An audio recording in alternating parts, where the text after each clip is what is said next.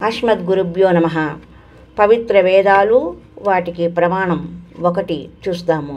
పవిత్ర యజుర్వేదం అధ్యాయం 29 మంత్రం 25.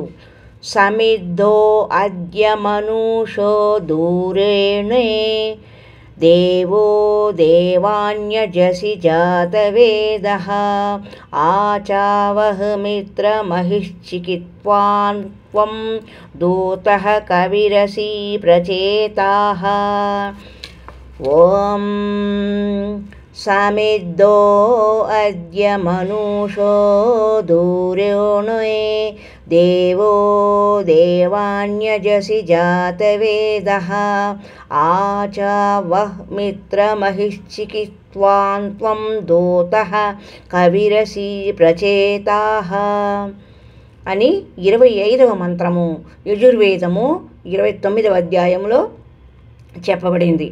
సమిద్ధః ఆద్యః మనుషః దూరేణే దేవః దేవాన్ యజ్ అసి జాత్ వేదః ఆ చ వహ్ మిత్రమహాః చికిత్వాన్ త్వం దూతః కవిర్ అసి ప్రచేతాః అన్న పదాలు ఈ మంత్రంలో ఉచ్చరింపబడినది.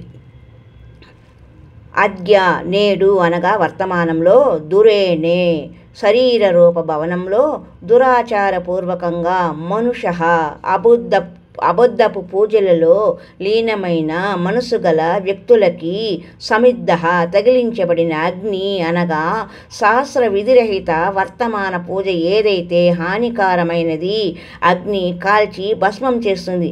అలానే సాధకుడి జీవనాన్ని శాస్త్ర విరుద్ధ సాధనము నష్టపరుస్తుంది. దాని స్థానంలో దేవాన్ దేవతల యొక్క, దేవః దేవత, జాతవేదః పూర్ణ పరమాత్మ సత్యపురుషుడి యొక్క వాస్తవిక యజ్ పూజ అసి ఉంది. ఆ దయాలు మిత్రమః జీవుడి వాస్తవిక మిత్రుడు, పూర్ణ పరమాత్మ యొక్క స్వస్థ జ్ఞానం అనగా యథార్థ భక్తిని దూతః సందేశవాహక రూపంలో వహ తీసుకొని వచ్చు, చ మరియు ప్రచేతాః బోధించినటువంటి త్వం మీరు, కబీర్దేవ అనగా కబీర్ పరమేశ్వరుని, కబీరు ఏ మీరు కబీర్ పరమాత్మయే అని, పరమేశ్వరియే అని యజుర్వేదంలో కూడా వివరింపబడిన 25వ శ్లోకం.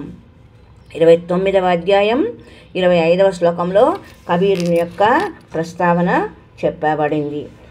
ఈ శ్లోకం యొక్క భావం: ఏ సమయంలో భక్త సమాజాన్ని శాస్త్ర విధిని త్యాగం చేసి మనసుకు నచ్చినట్లు ఆచరణ చేయించడం జరుగుతూ ఉంటుందో ఆ సమయంలో కబీర్దేవు తత్వజ్ఞానంను స్వయముగా వచ్చి ప్రకటితం చేస్తారు అని పవిత్ర వేదాలలో కూడా ప్రమాణముగా చెప్పబడినది. ఇక ప్రమాణము 2 గురించి మరి ఒక సంచికలో తెలుసుకునే ప్రయత్నం చేద్దాం. కబీర్ గారు స్వయముగా చెప్పినటువంటి వేద ప్రమాణాలు. హరి ఓం తత్సత్.